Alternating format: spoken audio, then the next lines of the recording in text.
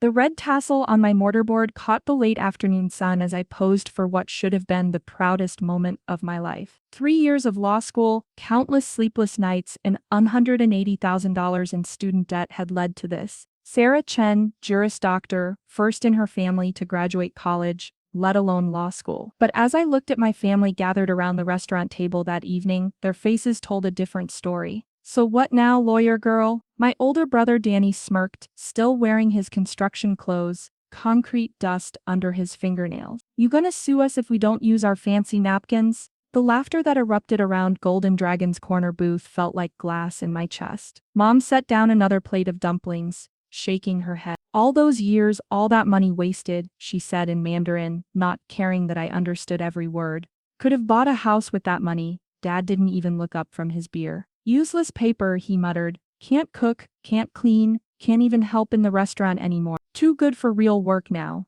My youngest brother Kevin, barely 21, joined the pile-on. "Bet you'll come crawling back here in 6 months when nobody wants to hire you. Can I take your order? Sounds different when you got a fancy degree." The worst part wasn't their words, it was their certainty. They spoke as if my failure was inevitable, as if 3 years of Dean's List grades and a job offer from a small firm downtown meant nothing. As if I meant nothing. "You should have listened to us," Mom continued, finally switching to English so the whole restaurant could hear. "Practical job, stable money. Look at your cousin Ming, she's a nurse, good benefits, respect. This lawyer thing, just showing off." I sat there in my graduation dress, diploma in its leather folder beside my untouched plate, watching my family dissect my dreams like yesterday's fish. The other diners had started staring, whispers floating between tables about the ungrateful daughter who thought she was better than her hard-working family. "Mark my words," Dad said, finally meeting my eyes with cold satisfaction. "You'll be back. Probably pregnant and broke, begging us to take you back. This fancy education doesn't change what you are." The check sat untouched on the table. I had expected to pay a small gesture of gratitude for their attendance at my graduation. Instead, I left $40 next to my cold tea and walked out of Golden Dragon for what I thought would be the last time. Outside, the spring air felt sharp against my face. I clutched my diploma tighter, the leather suddenly feeling thin and fragile. My phone buzzed with a text from my law school friend. "How'd the family celebration go?" I stared at the message, then deleted it without responding. Some humiliations were too deep to share, even with friends who understood the weight of being first-generation everything. That night, in my studio apartment, I hung my diploma on the wall opposite my bed. Every morning I would wake up and see it there, a reminder of what I had accomplished and what it had cost me. What I didn't know then was that this was only the beginning. 6 months into my fledgling practice, I was surviving on ramen and determination. The small firm that had offered me a position rescinded it 2 weeks before I was supposed to start. Budget cuts, they said. So I hung my own shingle, rented a cramped office above a dry cleaner, and waited for clients who barely trickled in. I told myself it was normal. New lawyers struggled, but when Miss Patterson from my neighborhood canceled our consultation at the last minute, citing concerns about experience, something felt wrong. The truth came out through Amy Liu, my law school study partner who had moved back to Chinatown after graduation. We met for coffee at a place 3 blocks from Golden Dragon, and she kept glancing around nervously. "Sarah, I need to tell you something," she said, stirring her latte obsessively. "It's about your family." My stomach dropped. "What about them?" "My mom heard from Miss Wang at the grocery store." "Your parents? They've been telling people not to hire you." Amy's voice dropped to a whisper.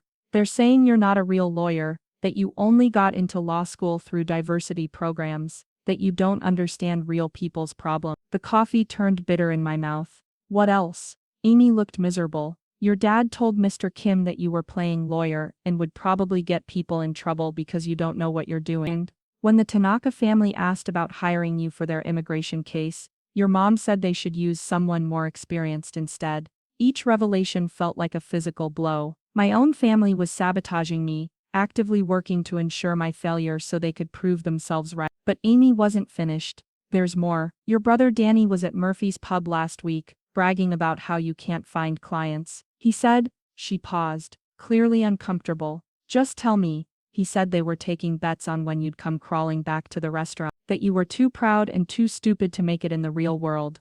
I sat in stunned silence, processing the depth of their betrayal. It wasn't enough for them to dismiss my achievements. They were actively working to destroy my career before it could begin. The final twist of the knife came 2 weeks later when I ran into my cousin Lisa at the courthouse. She pulled me aside, her face full of false sympathy. "Sarah, I'm so sorry about what happened at the dim sum place." "What dim sum place?" Lisa's expression shifted to confusion, then horror as she realized her mistake. "Oh no, you didn't know? Last month at Uncle Robert's birthday party, your parents were there telling everyone about your situation. Your dad was actually laughing, saying how you thought you were so smart but couldn't even get a job. He said watching you fail was better than any TV show." The image of my father entertaining relatives with stories of my struggles, of my family celebrating my misery while I ate instant noodles and wondered why potential clients kept backing out, filled me with a rage so pure it left me breathless. That night, I made a decision. If my family wanted to bet against me,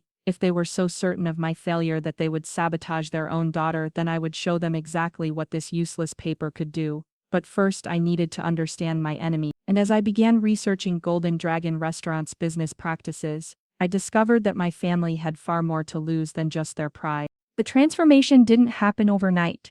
For 3 months after learning about my family's betrayal, I threw myself into work with the kind of focused intensity that had gotten me through law school. I took every pro bono case I could find: tenant disputes, immigration issues, small claims court. Each victory, no matter how small, felt like armor plating around my wounded pride. But late at night, when the day's work was done, I found myself researching Golden Dragon Restaurant. What started as angry curiosity became methodical investigation. I pulled their business license, health department records, employment filings. I cross-referenced their reported income with their visible cash flow. I even drove by during different shifts, observing the operation with fresh eyes. The picture that emerged made my legal training come alive with possibilities. Golden Dragon employed 15 people but only reported wages for 8. The kitchen staff worked 12-hour shifts without breaks. I watched deliveries arrive without proper invoices, cash transactions that never made it to the register. Most damning of all, I recognized 3 workers from the Honduran Community Center where I volunteered, undocumented immigrants, who Dad paid $5 an hour in cash. "Your family's restaurant," I said to myself one evening, spreadsheets covering my desk, "is a lawsuit waiting to happen." The ethical implications weren't lost on me. These were my parents, my brother. But as I thought about Maria, the single mother working 60-hour weeks in their kitchen for poverty wages, while Dad bragged about his business success, my internal conflict resolved itself. Justice wasn't about family loyalty, it was about right and wrong. I began documenting everything systematically. I installed a small camera in my car and recorded shift changes, timing breaks that never came, counting employees who didn't officially exist. I reviewed local labor law, federal wage and hour regulations, immigration employment requirements. Each violation I uncovered felt like finding ammunition.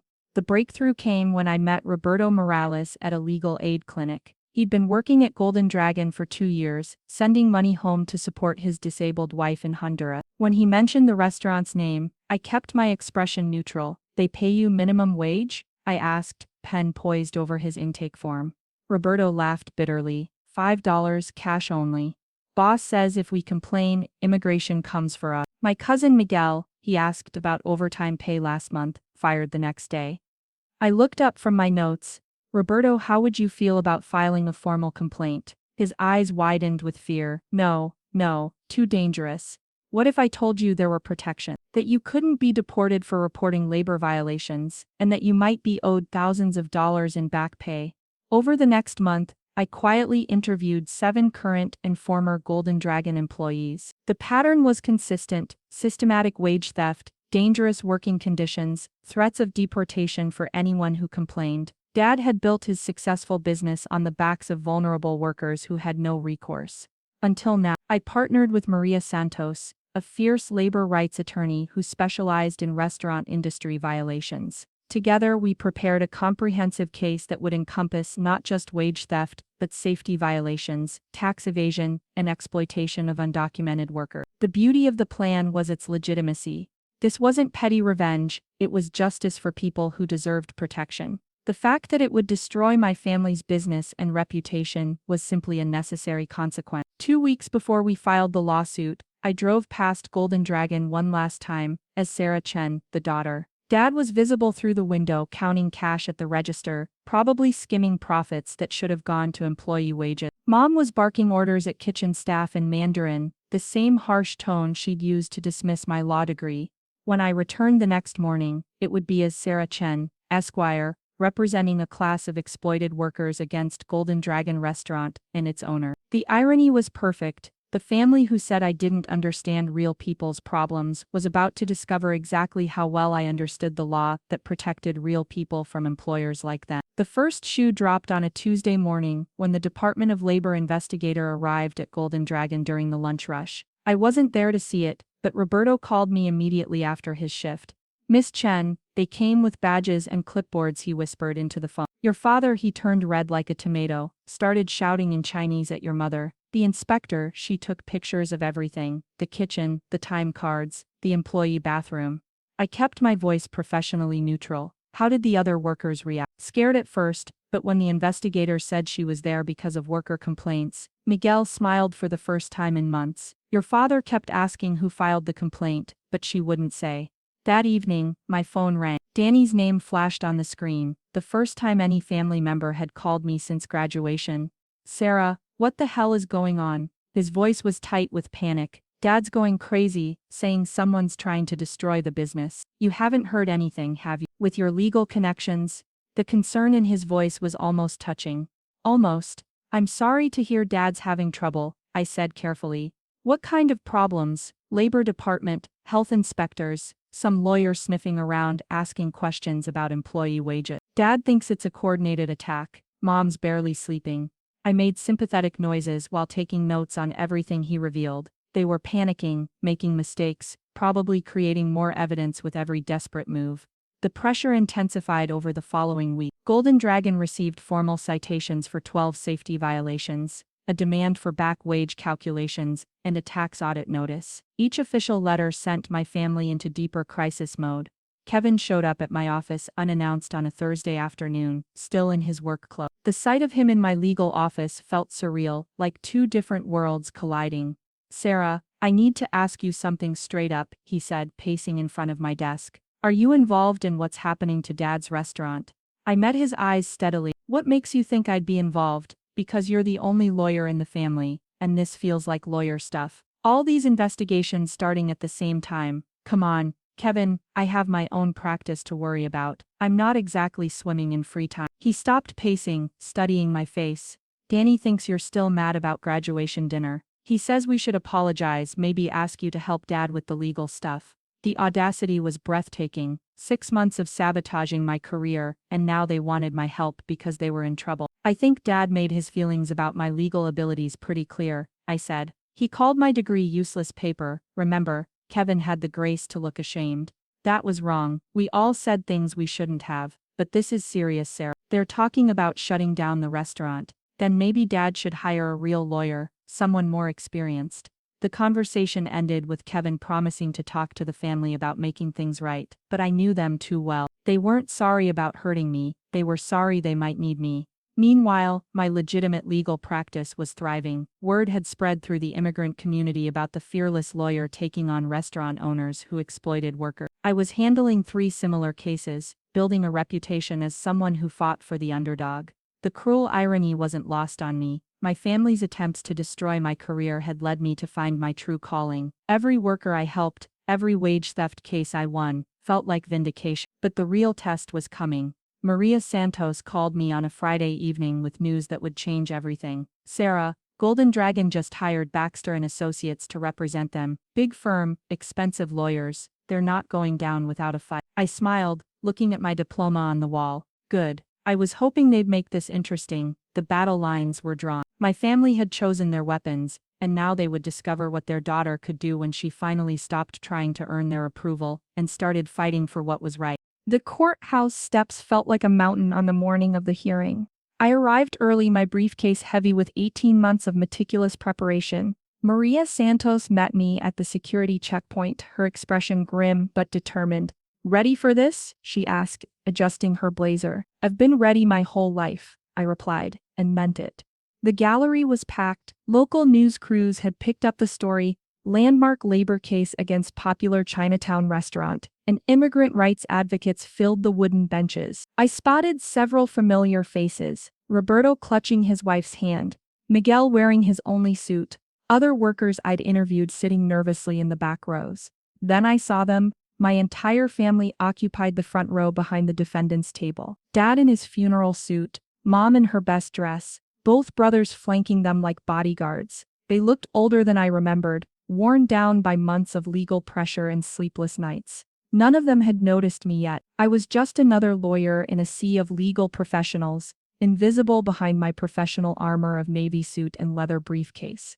At exactly 9:00 a.m., Judge Martinez called the courtroom to order. The matter of Morales versus Golden Dragon Restaurant, LLC. Counsel, please state your appearances. The defendant's attorney stood first. Richard Baxter himself, silver-haired, $1,000 suit, the kind of lawyer my family had hired to crush their uppity daughter's case. Richard Baxter of Baxter & Associates, representing Golden Dragon Restaurant and its owners. Your Honor. Then Maria rose. Maria Santos representing the plaintiff class, along with co-counsel.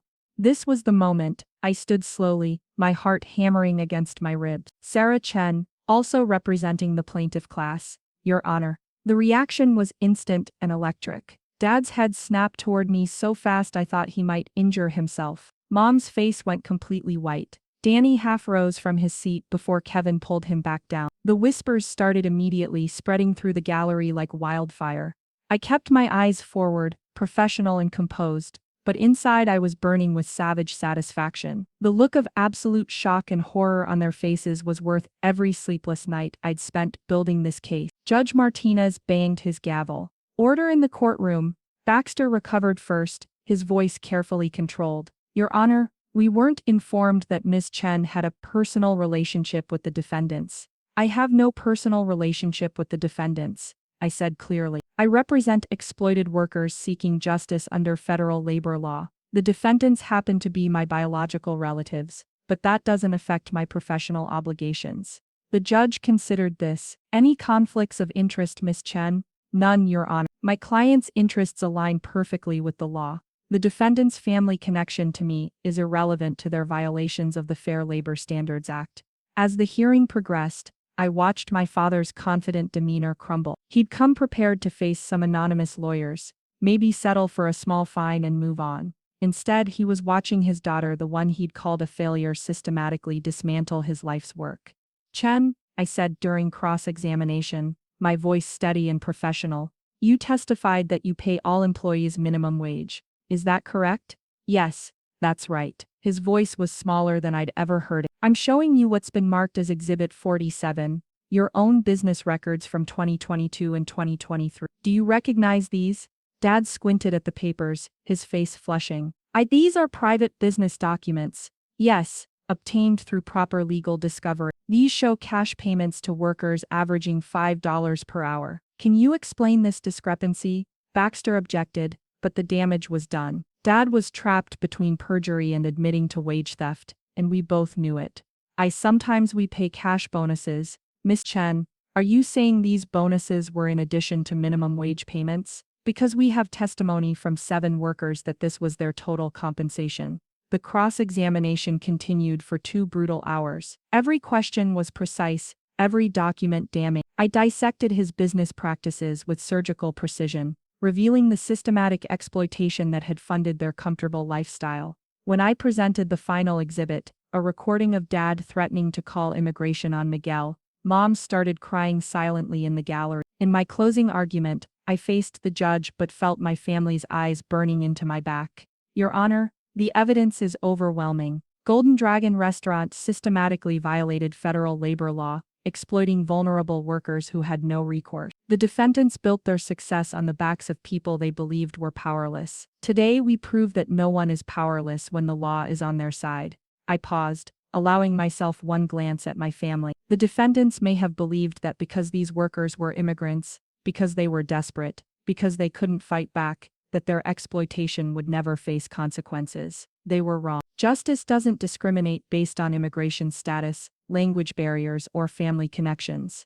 The judgment came down 3 hours later: $340,000 in back wages and penalties, immediate compliance with all labor laws, and permanent monitoring of Golden Dragon's employment practice. As the gallery erupted in cheers from the worker advocates, I packed my briefcase with steady hands. I had won more than a case. I had proven that the useless paper they'd mocked was powerful enough to bring down everything they'd built on the backs of people they'd exploited. But as I walked toward the exit, Dad's voice stopped me. "Sarah, please." I turned to see him standing in the aisle, shoulders slumped, looking every one of his 62 years. Behind him, my family watched with a mixture of shock, rage, and something that might have been fear. "We need to talk," he said quietly. "You should talk to your lawyer," I replied. "My business with Golden Dragon Restaurant is concluded." The look of devastation that crossed his face should have felt like victory. Instead, it felt like the end of everything I'd once believed about family, loyalty, and the price of being right.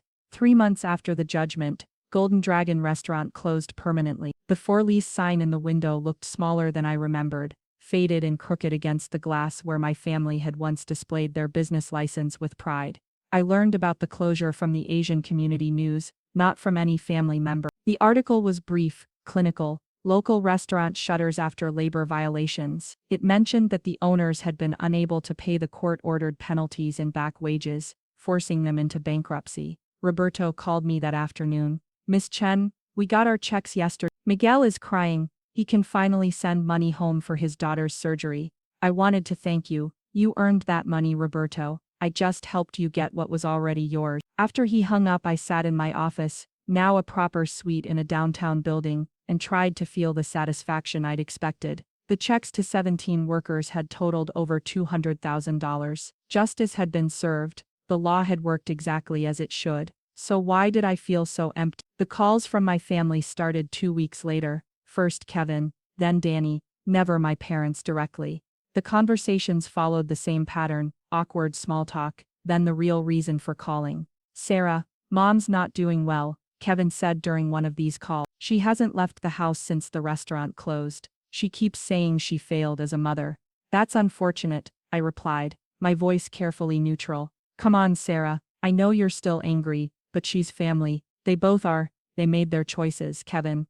I made mine." Danny tried a different approach when he called. "Look, we know we messed up at your graduation. We should have been proud instead of whatever that was. But destroying the family business, that was too far." "I didn't destroy anything," I said. "I enforced labor law. If the business couldn't survive treating workers legally, then it wasn't a legitimate business to begin with." "Jesus, Sarah, listen to yourself. You sound like a robot. These are our parents." But I couldn't explain to Danny what he'd never understand: that they had stopped being my parents the moment they actively sabotaged my career while betting on my failure. Family wasn't just blood, it was loyalty, support, belief in each other's potential. They had forfeited those claims long before I filed the first legal brief. The professional rewards, at least, were undeniable. The Golden Dragon case had established me as the go-to attorney for labor exploitation cases. My client list grew exponentially. Invitations to speak at legal conferences arrived weekly. The local bar association nominated me for their Rising Star Award. 6 months after the restaurant closed, I won another significant case against a chain of dry cleaners that had been stealing tips from workers. As I stood on the courthouse steps giving interviews to reporters, I spotted a familiar figure across the street. Dad stood on the sidewalk wearing a janitor's uniform with Chen embroidered above the pocket. He looked older, frailer, his shoulders bent under the weight of circumstances I had helped create. Our eyes met for a moment across the busy street. He raised his hand slightly, not quite a wave, more like a tentative acknowledgement. I felt something crack inside my chest, some carefully constructed wall threatening to crumble. Then the reporters called my attention back to their questions, and when I looked again, he was gone. That night, I found myself standing in front of the bathroom mirror in my expensive condo, still wearing my victorious courtroom suit. The woman looking back at me was successful, respected, financially secure. She had proven everyone wrong, fought for justice, protected the vulnerable. She had also destroyed her own family and felt more alone than ever before.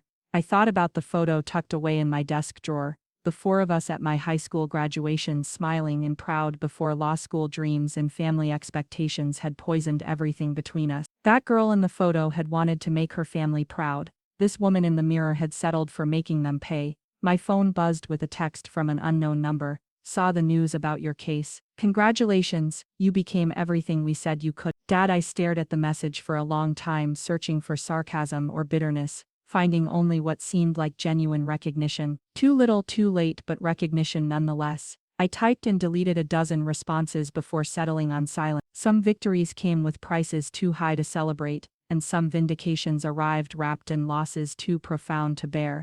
Outside my windows, the city sparkled with lights and possibilities. I had won everything I'd fought for, and lost everything I'd thought I wanted to protect. The law had given me justice, but justice, I was learning, was a cold companion for the long nights that stretched ahead. In the end, I had proven that my law degree wasn't useless paper. I had also proven that being right and being happy were sometimes mutually exclusive choices. The silence of my empty condo was broken only by the distant sound of traffic and the quiet knowledge that some victories cost more than defeats ever could.